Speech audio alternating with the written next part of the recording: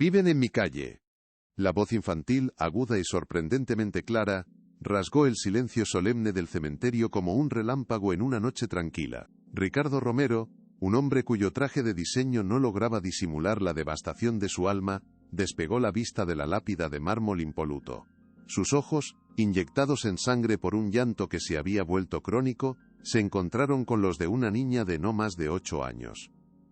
Ella señalaba con un dedo decidido las fotografías de porcelana de sus 2 hijas, Sofía y Clara, cuyas sonrisas eternas parecían una burla cruel a su presente. La niña, llamada Luna, con su abrigo de colores vibrantes en medio de un océano de luto riguroso, parecía una aparición, una alucinación producto de su mente torturada por la falta de sueño y la medicación. El viento gélido de Madrid susurraba entre las hojas secas a sus pies, un sonido que amplificaba la imposibilidad de aquella frase, haciendo que cada hoja crujiera como un hueso roto. Ricardo sintió una punzada de ira violenta, un sentimiento tóxico mezclado con una desesperación tan abismal, que amenazaba con derrumbarlo allí mismo, sobre la tierra fría que cubría a sus pequeñas. ¿Cómo se atreve?, pensó con la mandíbula tan apretada que le dolían los dientes. ¿Cómo se atreve a profanar este santuario de dolor con una fantasía tan absurda y cruel? Sus hijas estaban allí, bajo esa piedra fría e impersonal, víctimas de un accidente que había hecho añicos su universo, que había convertido su corazón en un cráter. El aire se tornó denso, cargado de una tensión que solo él parecía percibir. Un choque brutal entre la realidad inmutable de la muerte y la inocencia hiriente de una afirmación imposible que nadie en su sano juicio podría creer. Isabel García, una bibliotecaria jubilada que había ido a visitar la tumba de un viejo amigo, se detuvo a una distancia prudente. La escena la capturó por completo como si fuera el primer capítulo de una novela trágica. Reconoció al millonario Ricardo Romero, cuya tragedia había sido pasto de los periódicos durante semanas, convirtiendo su dolor en un espectáculo público. También reconoció a la pequeña Luna, una niña de su barrio, Lavapiés, un torbellino de energía y curiosidad. En ella veía esa valentía sin filtros tan característica de los niños de sus calles, una honestidad que no entendía de protocolos ni de luto. El contraste era sobrecogedor, casi obsceno, la opulencia del mausoleo familiar, con sus esculturas de ángeles llorosos y coronas de flores importadas que desafiaban el invierno, frente a la humilde sencillez del abrigo de Luna, tejido con lanas de distintos colores. Justo entonces, una figura sombría se interpuso entre ellos. Germán Ferrer, tío de las niñas y socio de Ricardo, apareció con un aire de preocupación perfectamente ensayada. «Ricardo, por favor», dijo con una voz suave, casi un susurro condescendiente que a Isabel le sonó a veneno. «Vámonos. No tienes por qué soportar esto». Su mirada hacia Luna fue gélida, cargada de una irritación que no logró ocultar del todo tras su máscara de compasión. «La niña no sabe lo que dice. Es solo la imaginación de los niños, ya sabes cómo son». Puso una mano firme sobre el hombro de Ricardo, un gesto que pretendía ser de consuelo, pero que a Isabel le pareció un acto de puro control, como un carcelero guiando a su prisionero. Ricardo, confundido y totalmente vulnerable, se dejó guiar como un autómata, su breve chispa de extraña esperanza extinguida por la lógica aplastante de Germán. Isabel lo supo en ese instante con una certeza que le erizó la piel. Germán no estaba consolando a nadie, estaba silenciando algo que no quería que saliera a la luz. Si te gusta este tipo de contenido, no te olvides de suscribirte a nuestro canal. Publicamos videos todos los días, y dale like al video si te gusta esta historia, y déjanos en los comentarios contándonos de dónde eres y a qué hora nos escuchas. Un momento, por favor. La voz de Isabel resonó con más fuerza de la que pretendía, clara y firme como la de una maestra llamando al orden, captando la atención de los 2 hombres que se giraron sorprendidos. Se acercó con pasos lentos pero decididos, su menuda figura plantando cara a la imponente y oscura presencia de Germán. «Soy Isabel García. Conozco a la niña, vive en mi barrio, en Lavapiés. Quizás deberíamos escuchar lo que tiene que decir. Los niños a veces ven cosas que los adultos ignoramos».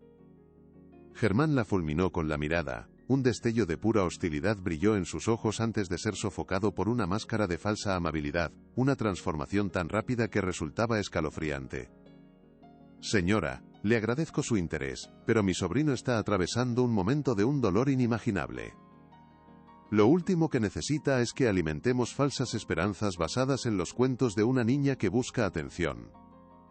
Su tono era educado, casi meloso, pero el mensaje subyacente era una amenaza velada, una orden directa. No se meta donde no la llaman. Se giró de nuevo hacia Ricardo, ignorándola por completo como si fuera una mosca molesta. Ricardo, esta mujer no puede comprender por lo que estamos pasando. No podemos permitir que extraños se aprovechen de nuestra tragedia para sus propios fines. La palabra aprovecharse golpeó a Isabel como una bofetada. Ella, que había dedicado su vida a la comunidad y a los libros, a fomentar la verdad y el conocimiento, acusada de ser una oportunista, sintió la sangre subirle a las mejillas, un calor de indignación, pero se obligó a mantener la calma. Perder los estribos no serviría de nada. La batalla que se estaba librando en ese cementerio no era por su orgullo, era por la verdad que intentaba salir a la luz a través de una niña. Ricardo, perdido en la niebla de su propio sufrimiento, apenas pareció registrar la intervención de Isabel. Su mente era un caos de imágenes, recuerdos y dolor, y la influencia de Germán era como un veneno lento y eficaz, su lógica, una jaula que lo mantenía atrapado en la desesperación. Asintió débilmente, con un movimiento casi imperceptible de cabeza, permitiendo que su tío lo guiara hacia el lujoso coche negro que aguardaba en la entrada, un vehículo tan silencioso y fúnebre como el propio entorno. Antes de cerrar la portezuela, Germán lanzó una última mirada de advertencia a Isabel. Una promesa silenciosa de consecuencias si persistía en su intromisión. Era una mirada que lo decía todo. Sé quién es usted y sé dónde encontrarla. El motor del vehículo cobró vida con un ronroneo discreto, casi inaudible, y se deslizó fuera del cementerio, llevándose consigo la única y frágil oportunidad de Ricardo de escuchar algo diferente a la versión oficial de su tragedia. Isabel se quedó a solas, con Luna. El silencio del camposanto regresó, pero ahora se sentía más pesado, más ominoso que antes. La niña observaba el coche desaparecer por la avenida, con una expresión de puro desconcierto en su rostro infantil. No entendía por qué el hombre triste, el padre de sus amigas secretas, no la había creído. Se volvió hacia Isabel, sus enormes ojos oscuros, grandes como dos pozos de sinceridad, buscando una respuesta que diera sentido al rechazo adulto. ¿Por qué no me ha escuchado?, preguntó en un susurro que partía el corazón. Isabel se arrodilló a su altura, sintiendo una punzada de impotencia y rabia. Los adultos a veces tienen tanto dolor en el corazón que se quedan sordos, le explicó con toda la dulzura que pudo reunir, acariciándole la mejilla. Pero ella sí había escuchado, y el silencio forzado de Germán Ferrer gritaba más fuerte que cualquier confesión. Algo muy oscuro se escondía tras la tragedia oficial de las hermanas Romero. No te preocupes, pequeña, yo sí te he escuchado, afirmó Isabel, tomando la manita de Luna entre las suyas. La piel de la niña estaba helada, así que la frotó con suavidad para darle algo de calor. Un gesto maternal que pareció reconfortarla al instante. Ahora cuéntamelo todo, desde el principio. No te dejes ningún detalle, por pequeño que te parezca, a veces las cosas más pequeñas son las más importantes. Se sentaron en un banco de piedra alejado, buscando la intimidad que la historia requería, lejos de oídos indiscretos y de la sombra opresiva del mausoleo de los Romero. Luna, sintiéndose al fin segura bajo la mirada amable y atenta de la bibliotecaria, empezó a hablar. Describió con una precisión asombrosa la casa de muros altos, una fortaleza en medio del barrio, el jardín descuidado donde veía a las niñas jugar a la comba a través de una rendija del portón de hierro. Habló de una mujer que las vigilaba constantemente, una mujer que nunca sonreía, y que siempre parecía estar de mal humor, como si estuviera enfadada con el mundo entero. Me dijeron que no contara que las había visto, confesó Luna, bajando la voz instintivamente, como si temiera que alguien pudiera oírlas incluso allí, en la quietud del cementerio. ¿Quién te lo dijo, cariño? ¿Las niñas? Luna negó rápidamente con la cabeza, sus coletas agitándose de un lado a otro. No. Fue la mujer enfadada. Un día me vio mirándolas. Me gritó muy fuerte y me dijo que si le contaba a alguien lo que había visto, algo muy malo le pasaría a mi gatito, a Pelusa. La amenaza era infantil, diseñada para aterrorizar a una niña, pero para Luna, era terroríficamente efectiva. El miedo en sus ojos era genuino, un reflejo de una crueldad real. Isabel sintió una oleada de furia protectora, que la recorrió de pies a cabeza. Alguien estaba usando el amor de una niña por su mascota para comprar su silencio. ¿Recuerdas algo más de ellas? ¿Cómo vestían? ¿Si llevaban algo especial que te llamara la atención? Inquirió Isabel, su mente entrenada para catalogar información comenzando a trabajar a toda máquina, como si estuviera archivando las pistas de un libro de misterio. Luna arrugó la frente, concentrándose profundamente, como si viajara de nuevo a esos momentos robados frente a la rendija del portón. Llevaban vestidos bonitos. A veces iguales, como gemelas, una de rosa y la otra de azul. Y siempre llevaban una cosa que brillaba mucho en la muñeca. Una cada una, iguales. La descripción era todavía algo vaga, pero encendió una pequeña luz en el laberinto de la memoria de Isabel. Un dato que flotaba sin conexión. Una cosa que brillaba, como un reloj o un lacito con purpurina. Luna volvió a negar con la cabeza, impaciente por la imprecisión del adulto, que no lograba visualizar lo que ella veía con tanta claridad en su mente. No, era redonda. De plata. Y tenía un corazón, muy pequeñito colgando que se movía. Hacía un ruidito suave como una campanita, clink clink clink cuando movían la mano muy rápido para jugar. La descripción fue tan específica, tan inesperada y tan sensorial, que Isabel sintió un escalofrío recorrerle la espalda, a pesar del sol débil de la tarde. En ese preciso instante, un retazo de información, un detalle leído de pasada en un periódico semanas atrás y descartado como irrelevante, regresó a su mente con la fuerza de una revelación. La policía había encontrado un objeto cerca del lugar del supuesto accidente, un avalorio infantil que, según el informe oficial, no guardaba relación alguna con los restos del vehículo. Lo habían catalogado como un hallazgo sin importancia. Pero ahora todo cambiaba. Luna acababa de describir, sin ser consciente de ello, la primera pieza de un rompecabezas aterrador. Era una pulsera. Luna, lo que acabas de contarme es muy importante, dijo Isabel, esforzándose por mantener la calma en su voz para no asustar a la niña, aunque por dentro sentía un terremoto de emociones. ¿Crees que podrías dibujar para mí a las niñas? Con todo lo que recuerdes, la casa, los perros, sus vestidos, y por supuesto, esa cosa brillante en su muñeca, con su campanita. Los ojos de Luna se iluminaron al instante. Dibujar era su refugio, su superpoder, algo en lo que era realmente buena y que le permitía ordenar el mundo. Asintió con un entusiasmo que contrastaba con la gravedad del momento que estaban viviendo. Sí, puedo dibujarlas. A Sofía le gusta mucho el color azul y a Clara el rosa. Conocer sus colores favoritos era otro detalle minúsculo pero poderoso, otro anclaje que fijaba la increíble historia de Luna al terreno de la realidad, diferenciándolas como individuos. Perfecto, respondió Isabel, poniéndose en pie con una nueva determinación que sustituyó al miedo inicial. Comillas, vamos, te acompaño a casa, y mañana, si tu mamá te da permiso, vendrás a mi biblioteca particular, a mi casa, y dibujaremos juntas. ¿Qué te parece? Luna sonrió por primera vez desde que la encontró, una sonrisa genuina y aliviada, que le iluminó el rostro. La promesa de una visita a la casa de la cuentacuentos del barrio, un lugar mágico lleno de libros y galletas, era un bálsamo para su confusión y su miedo. Mientras caminaban hacia la salida del cementerio, dejando atrás las lápidas silenciosas y el peso de la muerte, Isabel no podía dejar de pensar en Germán Ferrer. Su prisa por alejar a Ricardo, su desprecio palpable hacia Luna, todo olía a encubrimiento. El hombre no estaba protegiendo a su sobrino del dolor, lo estaba protegiendo de la verdad, y ella iba a descubrir por qué. El trayecto de vuelta a Lavapiés fue como cruzar un portal a otro universo. Dejaron atrás el silencio opresivo y los mármoles fríos del cementerio para sumergirse en el bullicio cálido y vibrante del barrio. El aroma a especias de las tiendas de ultramarinos y a pan recién hecho de las panaderías se filtraba por las ventanas abiertas, los niños corrían por las plazas persiguiendo palomas con gritos de alegría, y el sonido de varias músicas distintas, desde flamenco hasta cumbia, se entrelazaba en el aire. Era un ecosistema de vida, ruidoso y a veces caótico, pero profundamente humano y familiar para Isabel. Se sentía en casa, arropada por la familiaridad de sus calles, por los rostros conocidos que la saludaban al pasar.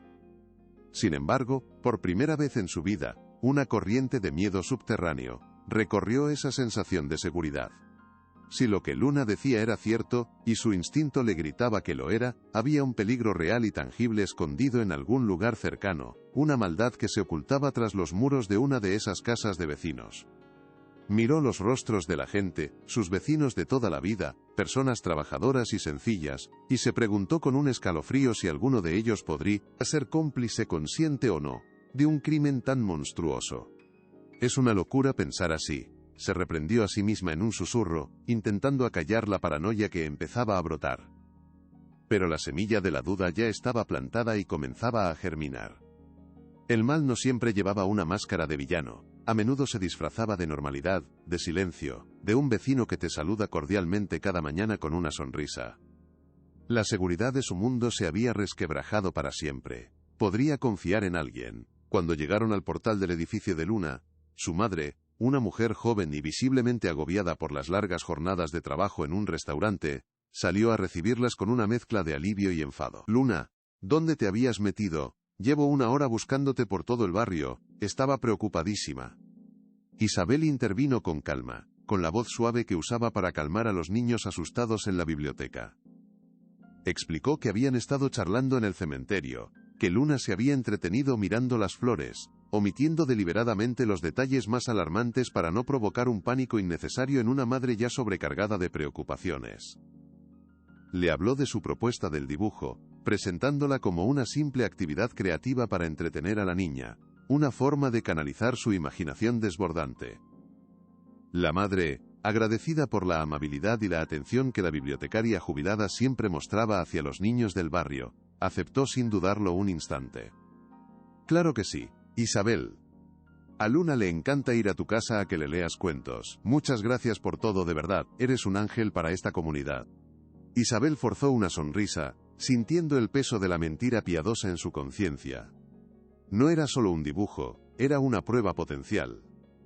Era el primer movimiento en una partida de ajedrez contra un adversario poderoso y sin escrúpulos, el primer paso para desentrañar un misterio que la policía había dado por cerrado de forma sospechosamente rápida.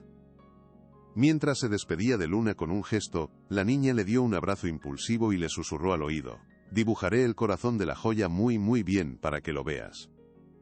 Ese susurro fue la confirmación final que Isabel necesitaba. No había marcha atrás. La promesa a una niña era un vínculo sagrado. Ya en la soledad de su pequeño apartamento, un santuario rodeado de estanterías que se doblaban bajo el peso de miles de historias, Isabel sintió por fin el verdadero alcance de la situación. El miedo, que había mantenido a raya con admirable compostura frente a Luna, la asaltó con toda su fuerza, como una ola helada. «¿Pero qué estoy haciendo?», se preguntó en voz alta, el sonido de su propia voz resonando en el silencio. Era una bibliotecaria jubilada, una mujer de 60 y tantos años con una pensión modesta y una vida tranquila y ordenada. ¿Quién era ella para enfrentarse a la poderosa familia Romero y a su influyente círculo de amistades? Germán Ferrer tenía el dinero, el poder y los contactos para destruirla con una sola llamada telefónica. Podían acusarla de extorsión, de estar senil, de manipular a una niña traumatizada para sacarle dinero a una familia afligida. La palabra de una anciana de barrio y una chiquilla contra la de un empresario respetado y en duelo. La balanza estaba peligrosamente desequilibrada en su contra. Se dejó caer en su viejo sillón de orejas, el mismo en el que había leído incontables historias de héroes y villanos, de justicia y traición. Pero esto no era un libro. Las consecuencias eran reales y podían ser absolutamente devastadoras, no solo para ella sino también para Luna y su familia. ¿Y si me equivoco?, pensó, la duda corroyéndola por dentro como un ácido. ¿Y si solo es la fantasía de Luna y estoy a punto de causar un daño irreparable a una familia ya destrozada? La incertidumbre era un veneno lento y paralizante, que amenazaba con ahogar su recién descubierta determinación. Se levantó y paseó por el salón, sus dedos rozando los lomos de cuero y papel de sus novelas favoritas, como si buscara consuelo o consejo en sus viejos amigos silenciosos. Se detuvo frente a la ventana, observando la vida que bullía en la calle de abajo, una coreografía familiar y reconfortante. Vio a los niños jugar al fútbol usando dos mochilas como portería, a las vecinas charlar de balcón a balcón colgando la ropa, a los tenderos bajar las persianas de sus locales al final de la jornada. Era su comunidad, un tejido de vidas entrelazadas que, a pesar de sus problemas y discusiones, se cuidaban mutuamente. Luna formaba parte de ese tejido. Y si había un monstruo viviendo entre ellos, escondiendo a dos niñas inocentes a plena vista, no podía mirar hacia otro lado. La cobardía no era una opción que pudiera permitirse. Su tendencia a creer en la bondad inherente de las personas la había hecho vulnerable en el pasado, pero también era la fuente de su mayor fortaleza, una empatía inquebrantable. Pensó en Sofía y Clara, no como las herederas de una fortuna, sino como dos niñas pequeñas, probablemente aterrorizadas, separadas de su padre y en manos de gente cruel. Pensó en el dolor genuino de Ricardo Romero, un dolor que Germán parecía estar manipulando para sus propios y oscuros fines. La imagen del rostro frío y calculador del tío se le borraba de la mente. No, esto no era una fantasía. Había visto la verdad en los ojos de Luna y la mentira en los de Germán. Y eso, para ella, una mujer que había pasado su vida entre verdades y ficciones, era más que suficiente para empezar a luchar, sin importar las consecuencias. Se acercó a su escritorio. Un mueble antiguo de madera noble lleno de papeles, notas y marcapáginas, el centro de operaciones de su tranquila vida. Encendió la pequeña lámpara de lectura, cuya luz dorada creó un círculo íntimo y cálido en la penumbra de la habitación, un foco en medio de la oscuridad de sus pensamientos. Abrió un cuaderno nuevo, de tapas duras, y con su pluma estilográfica, la que usaba para las ocasiones importantes, escribió en la primera página con una caligrafía pulcra: el caso de las hermanas Romero. Debajo, con la metódica precisión de una bibliotecaria, anotó el primer punto: testimonio de Luna, la casa con muros altos, los perros grandes, la mujer enfadada. Cada detalle era una pieza.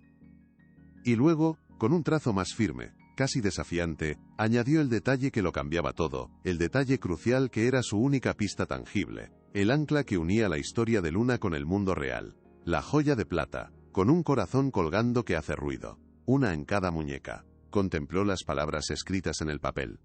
Parecían tan frágiles, tan insuficientes para derribar un imperio de mentiras construido sobre el dinero y el poder, pero eran un comienzo. Eran el primer hilo del que podía tirar para deshacer la madeja. Mañana, cuando Luna hiciera su dibujo, tendría la primera prueba visual.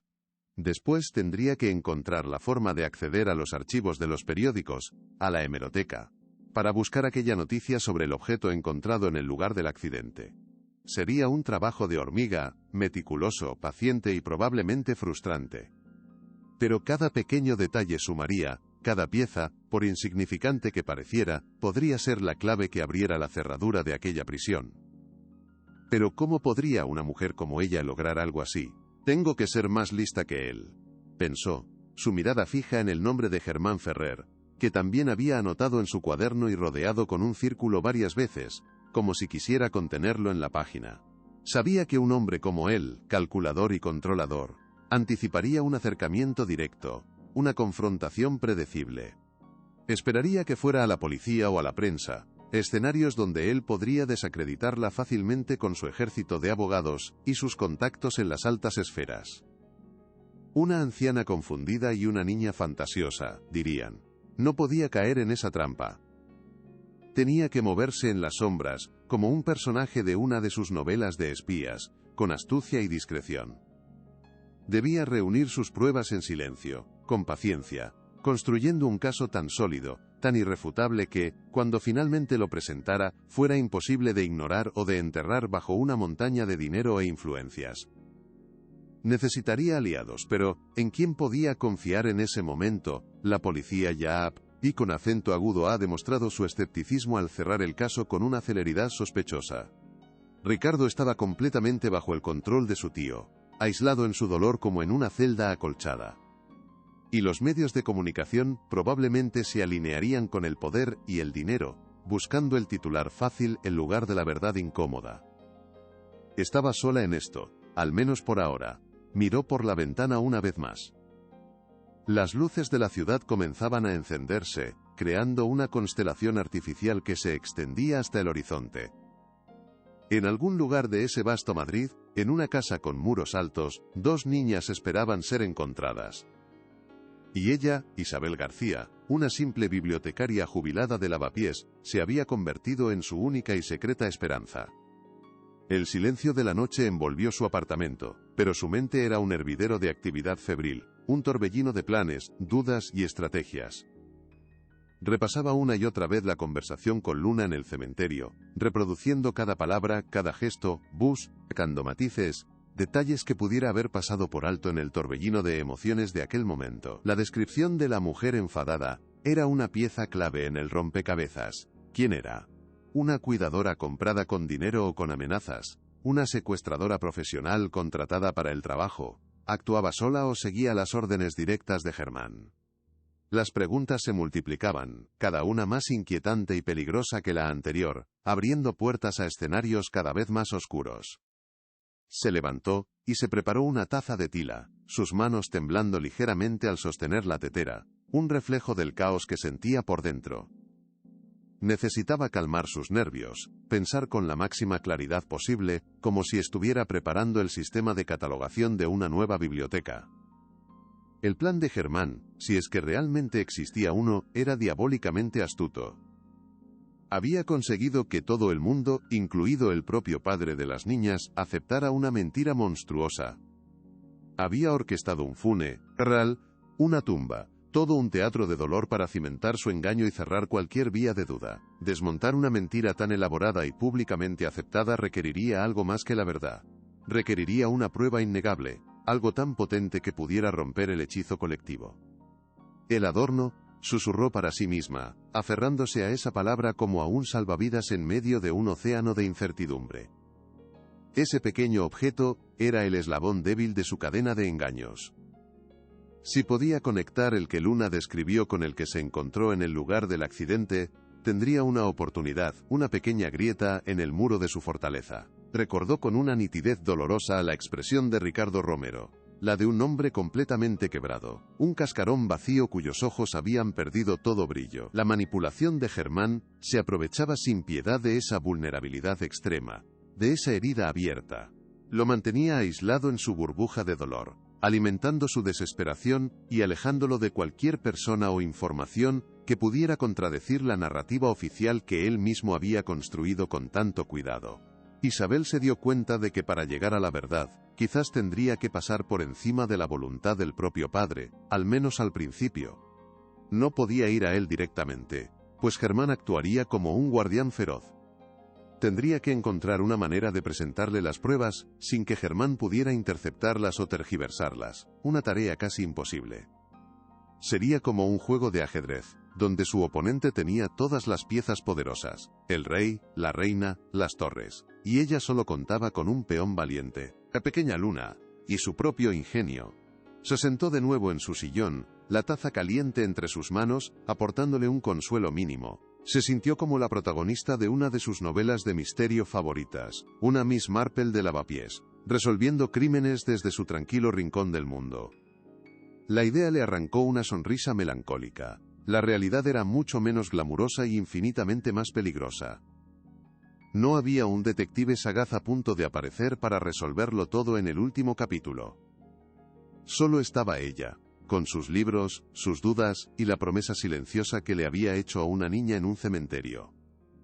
Y por alguna extraña razón, en ese momento de soledad y miedo, sintió que era suficiente para empezar.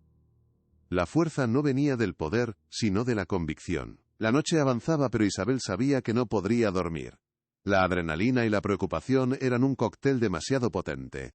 Encendió su viejo ordenador, que tardó una eternidad en arrancar, y se puso a buscar en Internet noticias antiguas sobre el accidente de la familia Romero. Los titulares eran sensacionalistas y trágicos, diseñados para vender periódicos. La tragedia golpea a una de las familias más ricas de España. Padre desconsolado pierde a sus dos únicas hijas en un fatídico accidente de tráfico. Leyó los informes, los testimonios de los escasos testigos que hablaban de una tormenta bíblica, las declaraciones oficiales de la policía. Todo encajaba perfectamente, quizás demasiado perfectamente. El coche, según la versión oficial, había caído por un barranco en una remota carretera de montaña. El fuego posterior había calcinado el vehículo, haciendo imposible la identificación visual de los cuerpos. Se habían basado en los registros dentales, o eso decían los informes. Pero, ¿y si esos registros habían sido falsificados? ¿Y si todo el escenario había sido una meticulosa y macabra puesta en escena?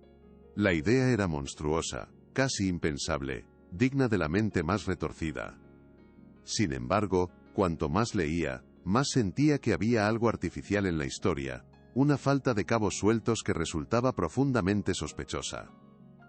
En los crímenes y accidentes reales que había leído en sus libros, siempre había imperfecciones, detalles que no cuadraban, el factor humano.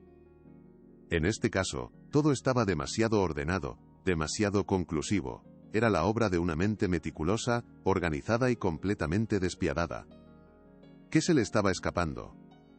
Finalmente, después de horas de búsqueda exhaustiva, navegando por páginas de periódicos locales y foros de noticias antiguas, encontró una pequeña mención en un artículo de un periódico de la zona del accidente. Estaba casi al final, un simple párrafo de relleno, hablaba de los objetos recuperados por la Guardia Civil en los alrededores del siniestro durante los días posteriores, en las labores de limpieza de la zona. Y allí estaba, en una línea casi perdida al final del texto, una frase que le hizo contener la respiración. Un avalorio infantil de plata, posiblemente parte de una alhaja, fue encontrado a varios metros del lugar del siniestro, aunque fuentes oficiales han descartado su conexión con las víctimas por considerarlo un hallazgo casual. La descripción era escueta, pero la coincidencia era electrizante. El corazón de Isabel empezó a latir con una fuerza desbocada, golpeando contra sus costillas. No era solo un recuerdo en la mente de Luna. El objeto existía. Estaba en un depósito de pruebas de algún cuartel de la Guardia Civil, olvidado y catalogado como irrelevante. Era real. Era la primera prueba tangible que validaba la increíble historia de la niña. La emoción la embargó, una mezcla vertiginosa de triunfo y terror. Tenía razón, no estaba loca. Pero esto también significaba que el peligro era mucho mayor de lo que había imaginado. Alguien había sido lo suficientemente descuidado como para perder una prueba crucial, pero también lo suficientemente poderoso como para asegurarse de que nadie le prestara la más mínima atención. Y ahora, ella, una simple jubilada, le estaba prestando toda su atención. Esto lo cambia todo, pensó, sintiendo una claridad mental que no había tenido en todo el día, como si una niebla se hubiera disipado. Su misión ya no era solo descubrir la verdad, sino también, y de forma prioritaria, proteger a Luna a toda costa. La niña era la única testigo ocular, la única que podía conectar a las niñas vivas con la casa de los muros altos. Su conocimiento, aunque inocente, la convertía en un objetivo extremadamente vulnerable. Isabel sintió una punzada de culpa por haberla involucrado, por haberla animado a hablar. Pero se dio cuenta de que la niña ya estaba en peligro desde el preciso instante en que posó sus ojos en las hermanas Romero, y fue amenazada por la mujer enfadada. Lo único que podía hacer ahora era convertirse en su escudo, en su guardiana secreta. Tenía que actuar con la máxima discreción, con un sigilo absoluto. Nadie podía saber lo que estaba investigando, ni siquiera la madre de Luna, para no ponerla en una situación imposible de miedo y presión. Cualquier filtración, por pequeña que fuera, cualquier palabra de más en la panadería o en el mercado, podría alertar a Germán y poner a la niña en un riesgo mortal. La soledad de su misión se hizo aún más evidente, más pesada. Sería una batalla silenciosa, librada en hemerotecas, archivos polvorientos y en las bulliciosas calles de su propio barrio, donde el enemigo podía estar observando desde cualquier ventana.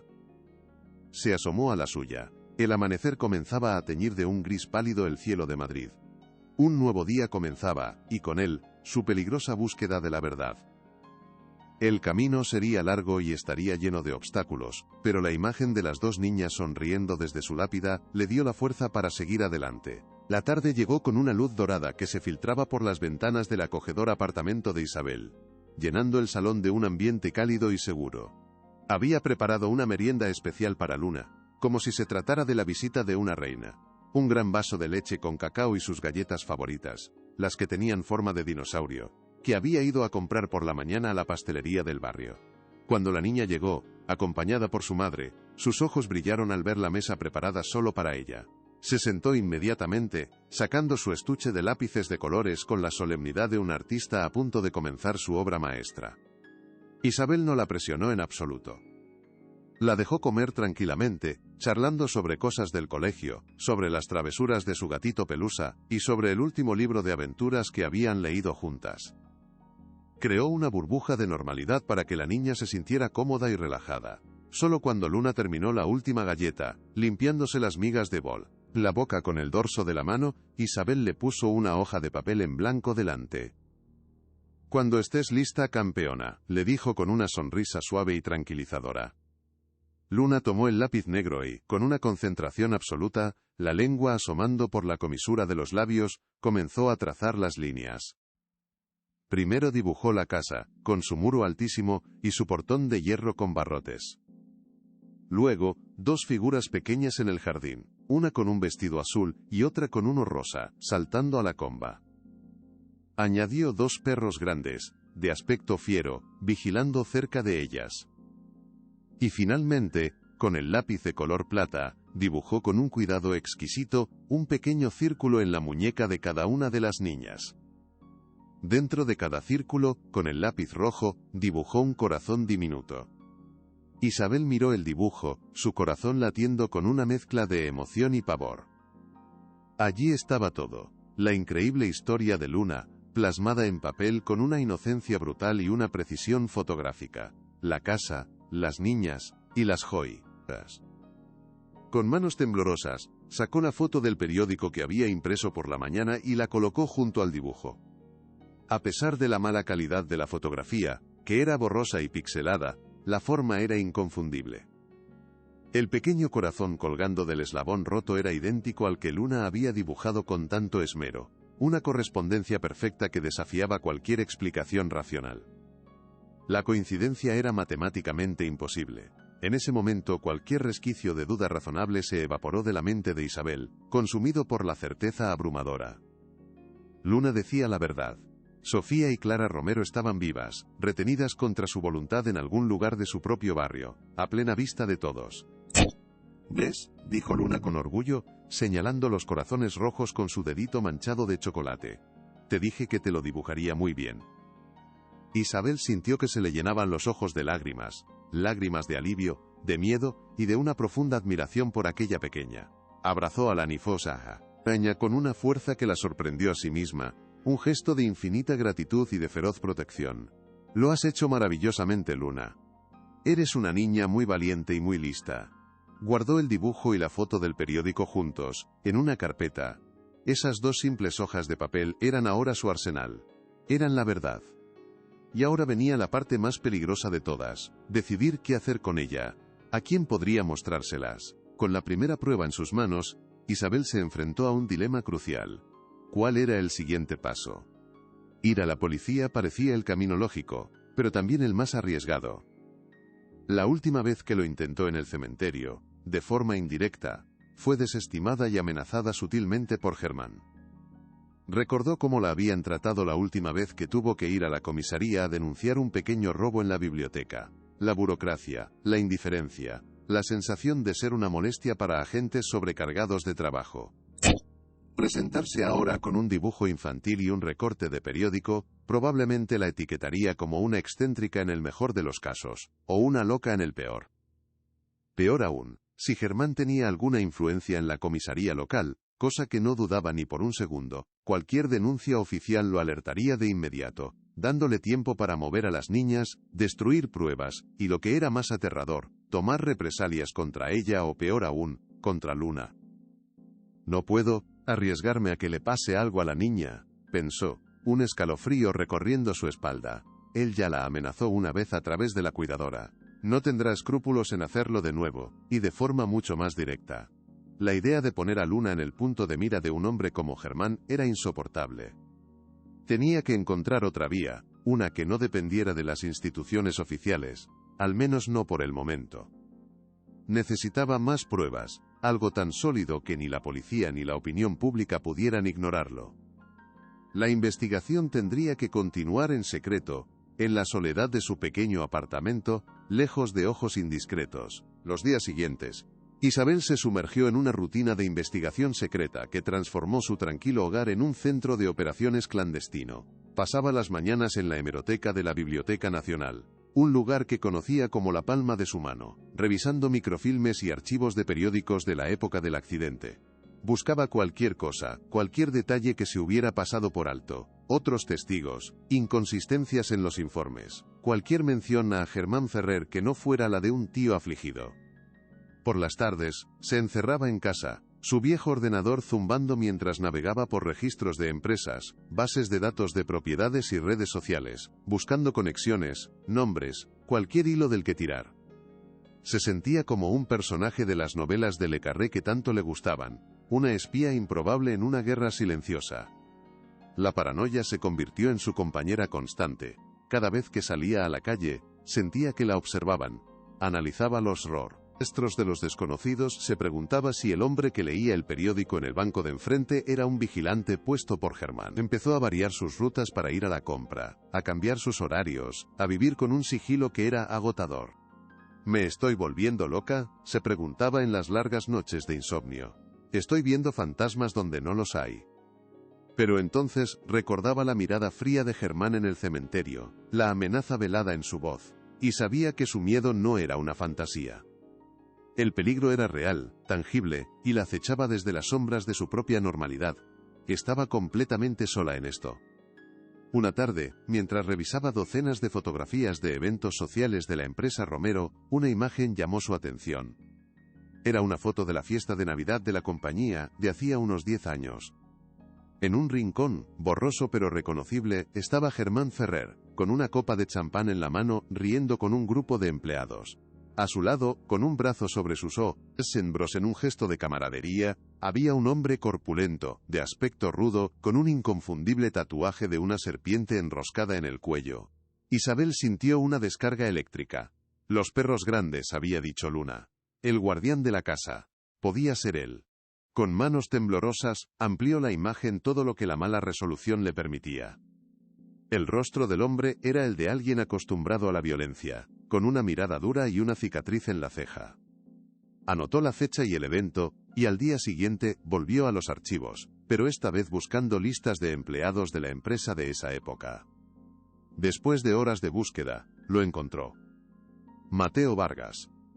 Expulsado de la compañía un año después de esa foto por conducta inapropiada, y una denuncia por agresión que fue misteriosamente retirada. No había más rastro de él en registros laborales públicos. Era un fantasma. Pero ahora tenía un nombre y un rostro. La segunda pieza del rompecabezas había encajado en su sitio. Tenía la testigo, el lugar del crimen y ahora, al posible carcelero. Pero ¿cómo conectarlo todo con Germán de forma irrefutable? La foto era una prueba circunstancial, demasiado antigua para ser concluyente. Necesitaba algo más. Algo que uniera a Germán no con el pasado, sino con el presente. Una mañana, mientras Isabel compraba el pan, se cruzó con la madre de Luna, que parecía más agotada que nunca.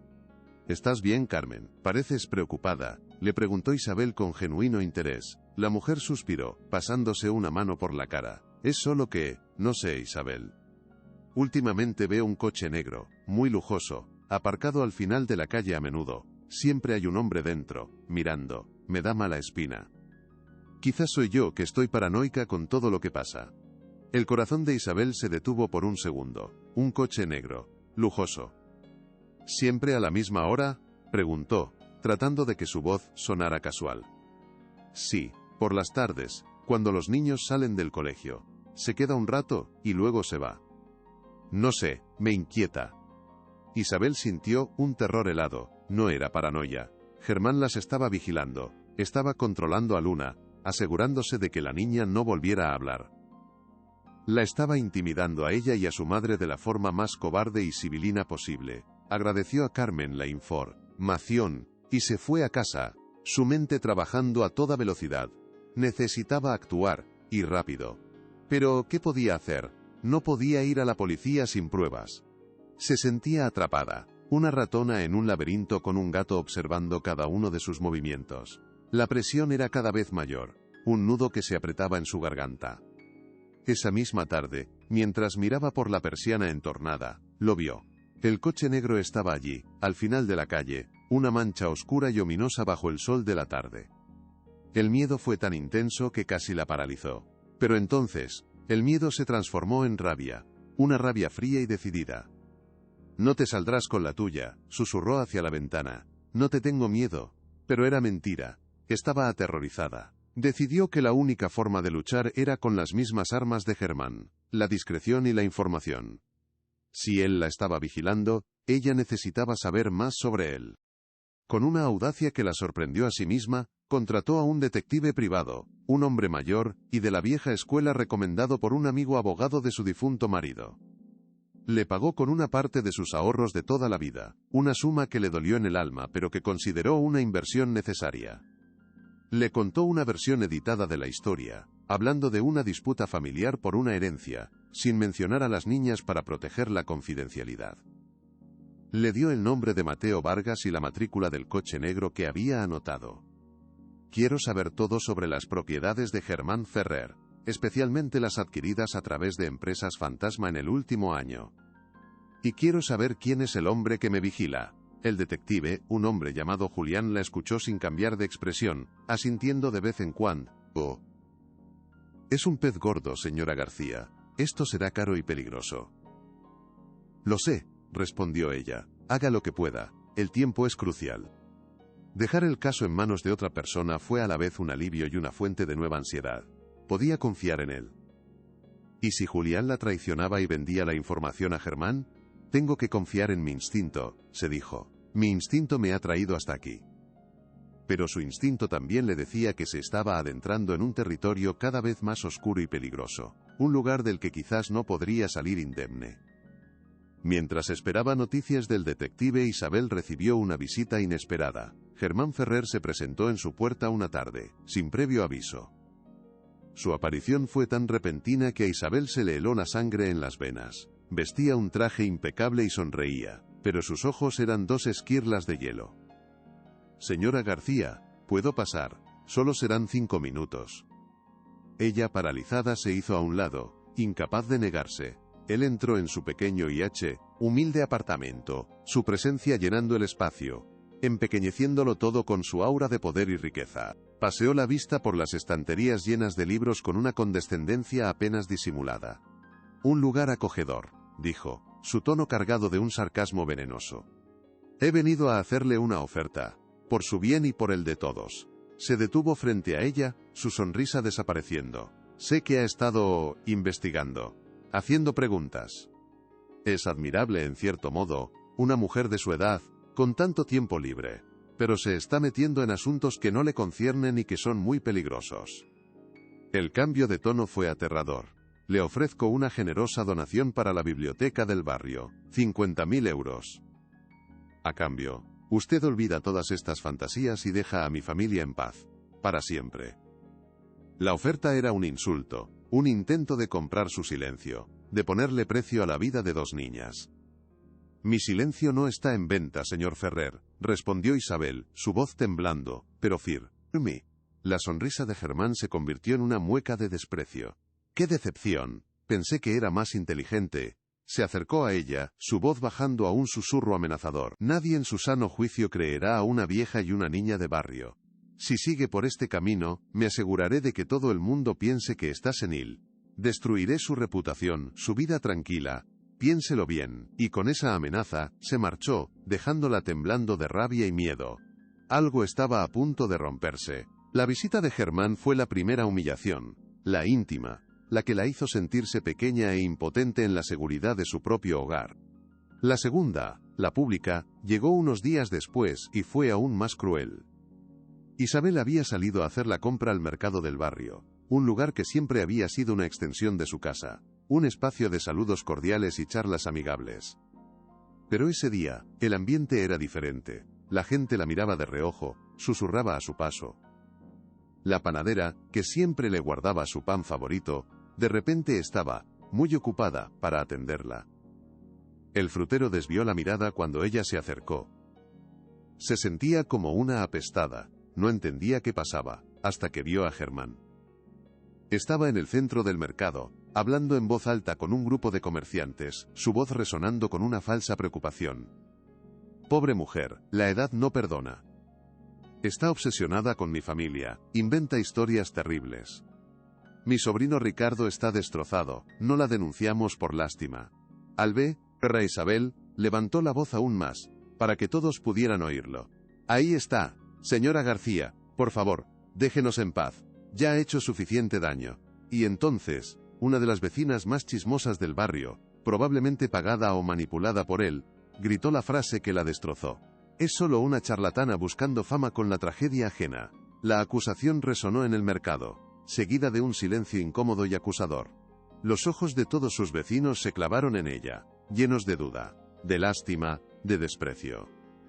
Se sintió desnuda, juzgada y condenada por su propia gente, por la comunidad a la que había dedicado su vida. Fue un dolor insoportable. Con la cesta de la compra vacía, y el corazón roto en 1000 pedazos, huyó de allí, las lágrimas cegándola, el sonido de los susurros persiguiéndola como una jauría de lobos. Julián, el detective, la llamó esa misma noche, su voz grave y sin emociones, un bálsamo en medio de su desolación. Tengo algo. Es grande. Se encontraron en una cafetería discreta y alejada del barrio. Julián le entregó un sobre manila. Dentro, había una serie de documentos y fotografías. Germán Ferrer compró una finca en la Sierra de Guadalajara hace 6 meses. Una propiedad aislada, de difícil acceso. La compra no la hizo a su nombre, sino a través de una sociedad instrumental llamada Inversiones Fénix. El único administrador de esa sociedad es él. Isabel contuvo el aliento. Mateo Vargas, el hombre del tatuaje, vive allí. Oficialmente es el guardés. Y el coche que la vigila pertenece a una empresa de seguridad privada contratada por Germán. La vigilan 24 horas al día. La confirmación de sus peores miedos fue, paradójicamente, un alivio. No estaba loca. Todo era real. Pero la siguiente revelación fue la que lo cambió todo. He investigado esa sociedad Inversiones Fénix. Se usó para comprar la finca, pero también para otra cosa. Hizo un pago, una transferencia importante, a una joyería artesanal muy exclusiva del barrio de Salamanca, Arte y Joya. Isabel sintió que el corazón le daba un vuelco. «¿Una joyería?», susurró. «Sí», continuó Julián. «Y lo más extraño es el concepto de la factura. 2 piezas personalizadas infantiles. Una semana antes del accidente». La verdad la golpeó con la fuerza de un tren. La compra de las joyas. La finca aislada. El guardés. Todo estaba conectado. Tenía la prueba que necesitaba. El eslabón final de la cadena. Lo más fuerte está por venir, quédate hasta el final. Al día siguiente, con una determinación renovada que había nacido de las cenizas de su humillación, Isabel fue a la joyería. El lugar era un oasis de lujo y silencio, un mundo aparte del bullicio de lavapiés. El joyero, un anciano de aspecto distinguido llamado Alejandro Fuentes, la recibió con una cortesía exquisita. Isabel le contó su historia, esta vez sin omitir detalles, mostrándole el dibujo de Luna y la foto del periódico. El hombre escuchó con una atención absoluta, su rostro volviéndose cada vez más sombrío. Cuando ella terminó, él asintió lentamente. Recuerdo ese encargo. Era inusual. Un hombre muy elegante, que no era el señor Ferrer, pagó en efectivo una suma considerable por 2 piezas idénticas. Insistió en la máxima discreción, y pidió que la factura se emitiera a nombre de una empresa. Se levantó y fue a un archivador antiguo. Volvió con una copia de la factura y el boceto original del diseño. Eran idénticos al dibujo de Luna y a la foto. Una alhaja de plata, con un cierre especial de seguridad para niños, y un pequeño corazón de esmalte rojo colgando. El cliente especificó que quería un grabado minúsculo en la parte posterior del corazón, las iniciales de las niñas, SR y CR. El joyero, un hombre de principios, se horrorizó al comprender el propósito para el que se habían usado sus creaciones. «Esto es una monstruosidad. Por supuesto que testificaré. Le daré una declaración jurada y una copia de todo». Isabel salió de la joyería con las pruebas definitivas en su bolso. El dibujo. La foto del guardés. La conexión con la finca. Y ahora, la factura y el testimonio del joyero. El caso estaba cerrado. Ya no era la palabra de una anciana contra la de un millonario. Era un castillo de pruebas irrefutables. Ahora solo quedaba una cosa por hacer. encontrar la forma de que el mundo la escuchara. Con el arsenal de pruebas en su poder, Isabel sabía que su siguiente movimiento tenía que ser decisivo. La policía seguía siendo una opción arriesgada. Decidió que la única persona que podía y debía escucharla era Ricardo Romero. Pero llegar a él era casi imposible. Estaba recluido en su mansión, vigilado de cerca por Germán, inaccesible. Necesitaba un aliado, alguien que pudiera sortear el muro de contención que Germán había construido alrededor de su sobrino. Pensó en el único contacto que tenía en ese mundo de lujo y poder. El viejo amigo abogado de su marido, el que le había recomendado al detective. Le llamó y le pidió una reunión urgente, le expuso el caso completo, extendiendo todas las pruebas sobre la mesa de su despacho. El abogado, un hombre cauto y pragmático, la escuchó con un escepticismo inicial que poco a poco se fue transformando en asombro y finalmente, en una indignación contenida. Isabel, si esto es cierto, es el crimen del siglo. Lo es, respondió ella, y necesito su ayuda para llegar a Ricardo. No puedo hacerlo sola. El abogado, conmovido por el coraje de su vieja amiga y convencido por la solidez de las pruebas, aceptó. Hay una gala benéfica anual a la que asiste toda la alta sociedad. Ricardo siempre va, es en memoria de su esposa. Germán no podrá impedir que hable con él en un lugar público, rodeado de cientos de testigos. El plan era arriesgado, pero era su única oportunidad. La gala era en 2 días. La cuenta atrás había comenzado. La noche de la gala, Isabel se sintió como una impostora. El abogado le había conseguido una invitación, y le había prestado un vestido elegante de su esposa. Se miró al espejo y apenas se reconoció. La bibliotecaria de Lavapiés, vestida de seda oscura, rodeada del lujo y la opulencia que siempre había visto desde la distancia. El salón era un mar de joyas, champán y sonrisas falsas. Localizó a Ricardo.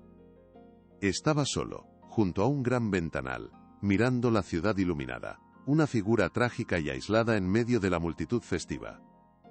Germán estaba al otro lado del salón, enfrascado en una conversación con un político, creyéndose seguro. Era su momento. Con el corazón latiéndole en la garganta, se acercó a Ricardo. Señor Romero, soy Isabel García, necesito hablar con usted, es sobre sus hijas. Al oír su nombre, Ricardo se giró, su rostro una máscara de dolor y agotamiento. Por favor, déjeme en paz, ya le dije que... No se trata de lo que usted crea, le interrumpió ella, su voz baja pero intensa. Se trata de pruebas, de hechos. Su tío le ha estado mintiendo. En ese momento Germán los vio. Su rostro se contrajo de furia y comenzó a caminar hacia ellos. Tiene 5 minutos, dijo Isabel sacando la carpeta de su bolso. 5 minutos que cambiarán su vida. Le mostró la foto de Germán con Mateo Vargas. La factura de la joyería. El dibujo de Luna. Ricardo miraba los papeles, su rostro pasando de la incredulidad al horror y a una terrible comprensión. Cuando Germán llegó, ya era demasiado tarde. La semilla de la verdad había sido plantada. Ricardo, vámonos, esta mujer te está molestando. Pero Ricardo no se movió. Levantó la vista de los papeles, sus ojos fijos en su tío, y por primera vez en meses, había una luz en ellos. Una luz de duda. Una luz de rabia. La confrontación en la gala fue el punto de inflexión. Ante la mirada atónita de la alta sociedad madrileña, Ricardo se enfrentó a su tío. Explícame esto, Germán. Explícame la finca. Explícame la joyería. X, P, L. Ícame a este hombre. Germán intentó mantener la compostura, pero la sorpresa lo había desarmado. Balbuceó excusas, habló de malentendidos, de la locura de Isabel, pero su pánico era visible. Ricardo, por primera vez, vio a través de la máscara, vio la mentira en sus ojos. Se marchó de la gala sin decir una palabra más, dejando a un Germán pálido y humillado. A la mañana siguiente, Ricardo llamó a Isabel. Su voz era la de un hombre que ha vuelto del infierno. Créame, le creo todo, dígame qué tenemos que hacer. Juntos, planearon el golpe final. No irían a la policía todavía, no hasta que la verdad fuera innegable para todo el mundo. Organizaron una rueda de prensa, en el lugar más público de Madrid, la Plaza Mayor. Convocaron a todos los medios de comunicación, prometiendo una revelación que sacudiría al país. Era una apuesta a todo o nada. Si fallaban, Germán los destruiría. Pero si tenían éxito, la verdad sería tan ensordecedora que nadie podría ignorarla. Los días previos fueron un torbellino de preparativos. Isabel preparó su presentación, cada prueba, cada palabra, ensayada hasta la perfección. Ricardo usó sus contactos para asegurarse de que todos los grandes medios estuvieran allí. Y Luna, la pequeña y valiente testigo, aceptó hablar. No tenía miedo. Solo quería que sus amigas volvieran a casa. La víspera de la rueda de prensa, Isabel no durmió. Miró por la ventana, hacia la ciudad que dormía, y rezó. Mañana, el mundo entero sabría la verdad. Mañana, la batalla final sería librada. La Plaza Mayor de Madrid se había transformado en un improvisado teatro de la verdad, un escenario al aire libre bañado por la luz pálida de un sol de invierno que no lograba calentar el ambiente, cargado de una tensión casi palpable. Decenas de periodistas, con sus cámaras preparadas, y un mar de curiosos se arremolinaban frente a la pequeña tarima que Ricardo Romero había mandado instalar. Isabel se encontraba de pie junto a él, sintiendo el frío del atril bajo sus dedos temblorosos. Llevaba una carpeta en sus manos, un arma de papel, que contenía la esperanza de dos niñas inocentes. A su lado, Ricardo, con un traje oscuro, ya no era el hombre roto del cementerio. Sus ojos ardían con una determinación de acero. Sostenía la mano de Luna, quien, a pesar de la multitud, permanecía serena, su confianza en Isabel como un ancla. «Estamos haciendo lo correcto», susurró Ricardo. Isabel asintió, tragando saliva. «Lo sé, pero tengo miedo». «El miedo es la prueba de que lo que hacemos importa», replicó él. Justo cuando Ricardo se disponía a comenzar, un murmullo recorrió a la multitud. Germán Ferrer había llegado, y con él, la oscuridad. Su presencia era avasalladora. Vestía un abrigo de cachemir gris que gritaba poder, y caminaba con una confianza insultante, flanqueado por dos abogados de aspecto implacable. Subió directamente a la tarima, como si fuera suya por derecho, y arrebató el micrófono con un gesto de dominio que silenció a todos. «Buenas tardes a todos», comenzó, su voz resonando con una calma escalofriante. «Les pido disculpas por este lamentable espectáculo. Mi sobrino, como saben, está atravesando un duelo inimaginable. Su dolor lo ha vuelto vulnerable a la influencia de personas sin escrúpulos». Sus ojos se clavaron en Isabel, fríos como cuchillas. «Esta mujer ha estado acosando a mi familia con historias absurdas, manipulando a una niña para dar credibilidad a sus delirios». «¡Eso es mentira!», gritó Ricardo, intentando arrebatarle el micrófono. Pero Germán era más rápido y más cruel. Lo apartó con un gesto que parecía de contención fraternal, pero que fue un acto de violencia controlada. «Ricardo, por favor, no te hagas más daño. Entiendo tu desesperación, tu necesidad de aferrarte a cualquier falsa esperanza. Pero esto no es sano».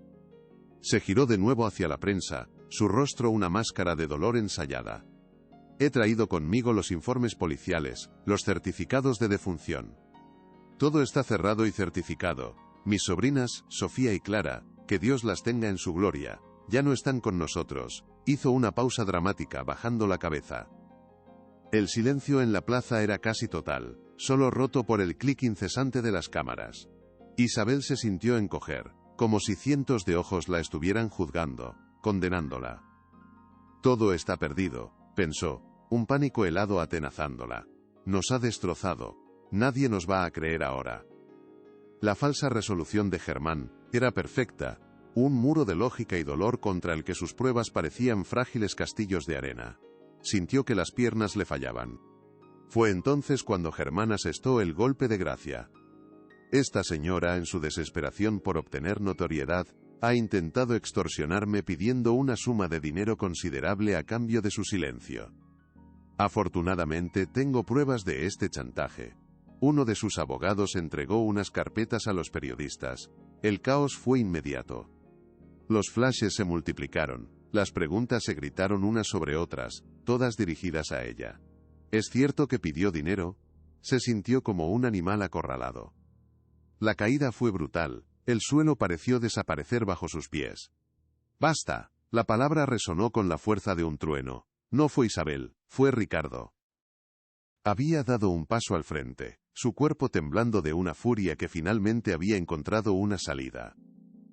Había visto la mirada de triunfo en los ojos de su tío, un destello de pura maldad que había Erizado su engaño, se colocó frente a Germán. «Basta de mentiras, Germán. Basta de manipular mi dolor. Basta de usar la memoria de mis hijas para tus sucios juegos». La transformación fue tan completa que hasta la prensa se quedó en silencio, expectante. «Este hombre», dijo Ricardo, girándose hacia las cámaras, su voz ahora firme y resonante, «me ha mantenido en una prisión de duelo para que no pudiera ver la verdad. Pero gracias a esta mujer valiente, mis ojos por fin se han abierto». Tomó la mano de Isabel, un gesto de lealtad inquebrantable que lo cambió todo. Ahora van a escuchar lo que Isabel García tiene que decir. Y lo van a escuchar hasta el final. Isabel sintió una oleada de fuerza. Se acercó al micrófono, su voz calmada y metódica. La imaginación de los niños no está contaminada por la codicia, es un reflejo honesto de lo que ven. Mostró el dibujo de Luna en alto. Este dibujo muestra a dos niñas en un jardín, con dos perros grandes. Y muestra un detalle muy importante en sus muñecas. Germán soltó una carcajada burlona. ¿Un dibujo? ¿Esa es su gran prueba? Estamos haciendo el ridículo. Pero Isabel no se inmutó. No es solo un dibujo, replicó. Es un testimonio, y es solo la primera pieza. Su siguiente movimiento fue sacar una fotografía ampliada. Mostraba a un Germán más joven abrazando a un hombre de aspecto rudo, con un tatuaje de una serpiente en el cuello. De fondo una finca con un muro de piedra idéntico al del dibujo de Luna. Este hombre se llama Mateo Vargas, es un antiguo empleado de seguridad de las empresas de Germán. Actualmente es el guardés de una finca aislada en Guadalajara, una propiedad comprada hace 6 meses por una sociedad instrumental llamada Inversiones Fénix. Hizo una pausa. Y el único administrador de esa sociedad es usted, Germán. El rostro de Germán perdió color. Una coincidencia absurda y malintencionada. Esto no prueba nada. Es una difamación y la pagará cara. La amenaza ya no tenía el mismo efecto. No, he terminado, dijo ella. Sacó el tercer documento. Una factura. Esta es una factura de una joyería artesanal de Madrid. El taller, Arte y Joya. Su dueño ha firmado una declaración jurada confirmando su autenticidad. La factura es por la compra de 2 piezas idénticas, hechas a medida, una semana antes del accidente. Describe 2 joyas infantiles de plata con un pequeño corazón de esmalte rojo. La compra se emitió a nombre de la misma sociedad, Inversiones Fénix. El murmullo en la plaza creció, la red se estaba cerrando. «Es una falsificación», gritó Germán, su voz teñida de un pánico que ya no podía ocultar. Pero ya era demasiado tarde. El castillo de naipes de su credibilidad se derrumbaba. «No es una falsificación, Germán», dijo Isabel, su voz resonando con la autoridad inquebrantable de la verdad. «Y no es una coincidencia, porque una de esas 2 joyas idénticas fue encontrada por la Guardia Civil en la cuneta, a pocos metros del siniestro. La descartaron como una prueba irrelevante. Pero no lo era». Levantó la foto del periódico, la imagen borrosa del pequeño objeto de plata. Y entonces, con la plaza en un silencio sepulcral, pronunció la palabra que lo condenaría para siempre, la palabra que conectaba el dibujo, la factura y la evidencia policial olvidada. Lo que la policía encontró, y lo que Luna dibujó en la muñeca de las niñas con una precisión que ningún adulto podría inventar, no era un simple avalorio. Era esto. Era una pulsera. La palabra cayó en la plaza como una sentencia de muerte. El corazón de esmalte rojo, la firma del artesano, la compra a nombre de su empresa fantasma. Todo estaba conectado. La mentira de Germán se derrumbó. Su plan, tan meticulosamente construido, se hizo añicos. El silencio fue total, absoluto. Y en ese silencio, una pequeña voz se alzó, clara y pura. Era Luna. Había tomado el micrófono. Miró directamente a Germán, sin miedo. «Yo las vi. Sofía y Clara están en la casa del hombre del tatuaje. Y tienen miedo. Sobre todo cuando usted va a gritarle a la mujer enfadada que las cuida». Fue el final. La verdad, dicha por la voz de la inocencia, fue la estocada final. Si esta historia te tocó el corazón, comparte para que llegue a más personas. El rostro de Germán Ferrer se contrajo en una máscara de pura furia. Con un grito animal, se abalanzó hacia el atril, intentando arrancar las pruebas de las manos de Isabel. «¡Mentirosa! Pequeña bruja mentirosa», rugió, sus ojos fijos en Luna. Pero Ricardo fue más rápido. Se interpuso como un escudo humano. Los dos hombres cayeron al suelo en un forcejeo violento, mientras el caos estallaba en la plaza. Los periodistas se abalanzaron, las cámaras grabando la caída del magnate. En medio del tumulto, dos policías de paisano, alertados por Ricardo esa mañana, se abrieron paso. El arrebato violento de Germán fue la mejor de las confesiones. Lo separaron de Ricardo y le pusieron las esposas. El clic metálico de los grilletes resonando como el martillo de un juez. Germán Ferrer, queda usted detenido por la presunta implicación en el secuestro de Sofía y Clara Romero, dijo uno de los agentes. Germán no luchó más, se quedó inmóvil, su rostro vacío. Había perdido. Isabel reaccionó instintivamente, arrodillándose junto a Luna y protegiéndola del caos con su propio cuerpo. Ya pasó, mi niña valiente, ya pasó, lo has hecho muy bien, le susurró. Ricardo se levantó, su rostro magullado pero sus ojos llenos de esperanza. Se acercó y las abrazó a ambas. Gracias, sollozó, me habéis devuelto la vida. Las sirenas de la policía comenzaron a sonar a lo lejos, un sonido de rescate. La operación en la finca de Guadalajara ya estaba en marcha. La pesadilla estaba a punto de terminar. Mientras la policía se llevaba a un Germán esposado y con la mirada vacía, los periodistas rodearon a Ricardo, Isabel y Luna, pero esta vez, su energía era diferente. Ya no había acusaciones, solo un asombro reverencial. Como lo supo todo, ¿tuvo miedo? Ricardo tomó la palabra, su voz embargada pero firme. Ahora voy a recuperar a mis hijas. Y me aseguraré de que el hombre responsable pague por cada segundo de dolor. Y, todo, absolutamente todo, es gracias a ella, dijo, poniendo una mano en el hombro de Isabel. Isabel García no es una charlatana, es una heroína. La mujer más valiente y decente que he conocido. Las cámaras se giraron hacia Isabel, que se sonrojó bajo la atención repentina. No se sentía una heroína. Se sentía cansada, agotada pero inmensamente satisfecha. Había cumplido su promesa. Había honrado la verdad, sin importar el coste. Miró a Luna, que le sonrió con todos los dientes. Una sonrisa pura y radiante que era el sol después de la tormenta. Y en esa sonrisa, Isabel encontró la única recompensa que realmente importaba. La pesadilla había terminado. El largo y oscuro capítulo de las hermanas Romero había llegado a su fin, y uno nuevo, lleno de luz y reencuentros, estaba a punto de comenzar. La plaza, que minutos antes había sido un tribunal hostil, ahora parecía un lugar de celebración, el escenario de un pequeño milagro en el corazón de Madrid. El silencio en la sala de la comisar, Min con acento agudo era un bálsamo después de la tormenta de la Plaza Mayor. Isabel se sentó, su cuerpo finalmente registrando el agotamiento absoluto. Luna, a su lado, bebía a sorbos un chocolate caliente. La niña era un ancla de inocencia en un océano de maldad adulta. Isabel la miró, una oleada de afecto y responsabilidad recorriéndola. He hecho lo correcto. ¿A qué precio?, pensó. Una duda persistente. Se sentía frágil, expuesta. Los rostros de sus vecinos, las miradas de desprecio, las acusaciones de los periodistas, todo volvía en fogonazos dolorosos. La puerta se abrió, y un agente joven asomó la cabeza. Señora García, el comisario quiere agradecerle personalmente. Dice que sin usted, este caso nunca se habría resuelto. Las palabras la sorprendieron. El mismo sistema que la había ignorado ahora la elogiaba. La ironía era amarga. La puerta se abrió de nuevo. Era Ricardo. Su rostro era un mapa de emociones. El cansancio, los moratones, pero sobre todo, una luz en sus ojos que lo transformaba, por completo. Tenía el teléfono pegado a la oreja. Cuando colgó, sus ojos, inundados de emoción, se encontraron con los de Isabel. Las lágrimas comenzaron a correr por sus mejillas. Lágrimas de liberación.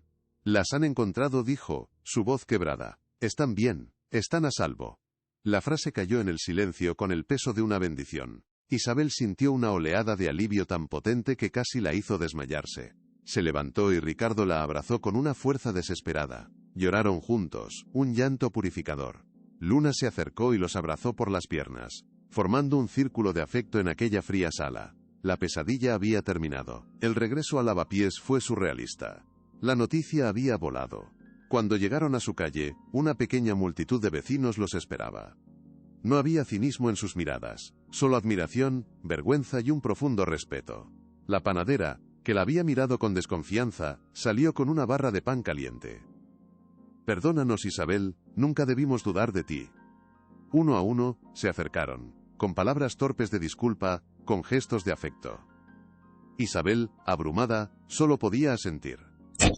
No sentía rencor, solo tristeza por lo fácil que era sembrar la duda. La confianza es un cristal muy frágil, pensó. Mientras subía las escaleras, se dio cuenta de que su vida ya nunca sería privada. Se había convertido sin quererlo en un personaje público, la heroína de Lavapiés, un título que le pesaba. Esa noche no durmió. Cada vez que cerraba los ojos, revivía el día. El teléfono no paraba de sonar. Tuvo que desconectarlo. Afuera los reporteros montaban guardia. Me han robado el anonimato, pensó con amargura. Anhelaba su rutina tranquila. La batalla había terminado, pero la guerra por recuperar su normalidad apenas comenzaba. Sabía que necesitaba una última cosa para que su corazón descansara: ver a las niñas con sus propios ojos. Pasaron 2 días de un caos mediático insoportable. El juicio de Germán Ferrer comenzó con una celeridad inusitada, impulsado por la presión pública. La confesión de sus cómplices no dejó lugar a dudas sobre la monstruosidad de su plan. Su destino estaba sellado. Pero nada de eso importaba para Isabel. El timbre sonó una tarde. Al abrir se encontró con Ricardo. No estaba solo. A cada lado, cogidas de su mano, estaban Sofía y Clara. Eran más pequeñas de lo que había imaginado, 2 pajarillos caídos del nido. Sus ojos reflejaban una mezcla de miedo y curiosidad. Llevaban vestidos a juego, uno rosa y otro azul. Eran ellas. «Hola», susurró Isabel, temiendo que un sonido más fuerte pudiera asustarlas. Las niñas se escondieron tras su padre. Ricardo les dio un suave empujón. «Es ella. Es la señora de la que os hablé», con acento agudo. Hubo un largo silencio. Finalmente, Sofía, la mayor, dio un paso al frente. «¿Tú eres la señora de los libros?», preguntó, su voz fina como el cristal. Isabel asintió, las rimas nublando su visión. Para esa niña, era simplemente la señora de los libros. «Sí, cariño, soy yo». Y entonces, las 2 niñas corrieron a abrazarla. No fue un abrazo impetuoso, sino uno pequeño que contenía todo el peso del mundo, toda la gratitud. Isabel se arrodilló para recibirlas, sintiendo por fin que estaba en casa. ¿Te conmueve esta historia? Deja tu like y suscríbete. Seguimos. Aquel abrazo fue el verdadero final de la historia.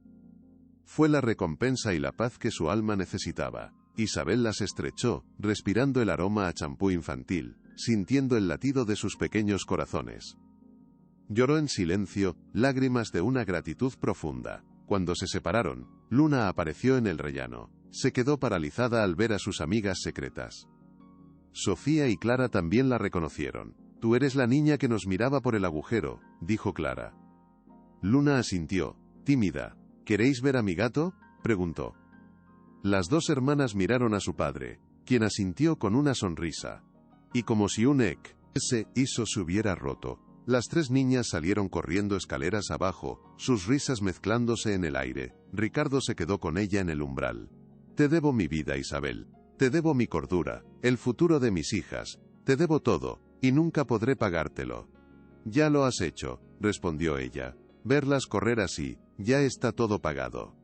Pero Ricardo negó con la cabeza. «No, esto no ha hecho más que empezar. No puedo volver a mi antigua vida como si nada. Esto tiene que significar algo más grande». «¿Qué quieres decir?». Ricardo la miró directamente. «Quiero construir algo. Algo que honre lo que has hecho. Algo que perdure, y se asegure de que ningún niño vuelva a sentirse invisible. Quiero construir un legado, Isabel. Nuestro legado».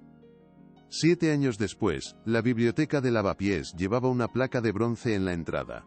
Biblioteca de los Sueños, Fundación Isabel García. Se había convertido en un centro de apoyo y lectura para niños en riesgo, un refugio luminoso en el corazón del Río. En sus primeros 5 años, más de 300 niños habían encontrado allí un lugar seguro para aprender, soñar y ser escuchados. Isabel, con su pelo ya completamente blanco pero la misma chispa en la mirada, seguía siendo el alma del lugar. Estaba sentada en su rincón favorito, rodeada por un grupo de niños que la escuchaban contar una historia con la boca abierta. Ricardo Romero, su principal mecenas y ahora su amigo más querido, observaba la escena desde la puerta, con una sonrisa serena. Sus hijas, Sofía y Clara, ahora 2 adolescentes brillantes y llenas de vida, eran voluntarias en la biblioteca cada fin de semana, devolviendo al mundo la bondad que habían recibido. La vida, a veces, traza círculos perfectos. La esperanza, habían aprendido todos, puede nacer en los lugares más inesperados, de las voces más pequeñas. Y la verdad, por mucho que se intente ocultarla bajo lápidas de mármol y murallas de mentiras, siempre, siempre encuentra un camino para salir a la luz y flore. C.E.R.